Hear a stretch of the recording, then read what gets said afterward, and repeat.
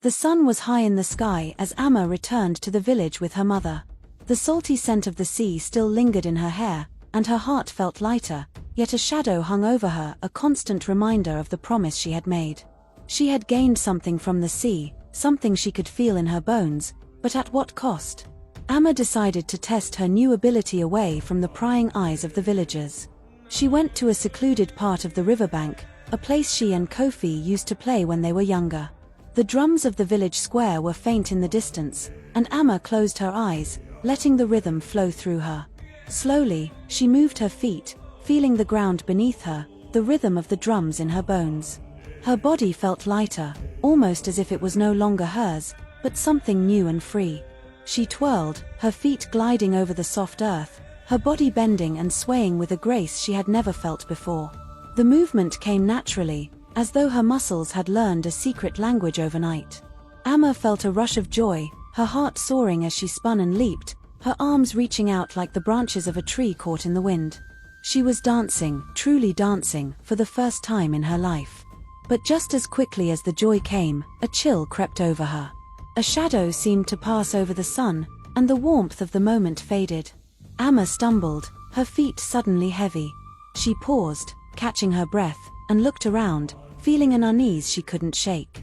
The river, once calm, now seemed darker, and the wind carried a faint whisper, almost like a warning. Amma shook her head, trying to dismiss the feeling. She had danced, and that was what mattered.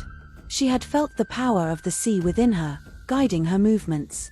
But the whisper lingered, a reminder that there was a price to be paid. Later that day, Amma found Kofi waiting for her near her home. His eyes lit up when he saw her, and he ran over, his usual grin in place. "Amma, you look different," he said, studying her face. "Did something happen?" Amma hesitated, then nodded. "I danced, Kofi," she whispered, her voice filled with both wonder and fear. "I really danced." Kofi's eyes widened, and he grabbed her hands, spinning her around. "That's amazing, Amma. I knew you could do it." He laughed, but Amma couldn't bring herself to share his excitement. She pulled away, her eyes clouded. "Kofi, there's something else," she said, her voice barely audible. "When I was dancing, I felt something dark. It was like a shadow, or a voice, warning me. I don't know what it means, but it's still there, in the back of my mind." Kofi's smile faded, and he looked at her with concern. "Amma, whatever it is, we'll face it together. You don't have to do this alone."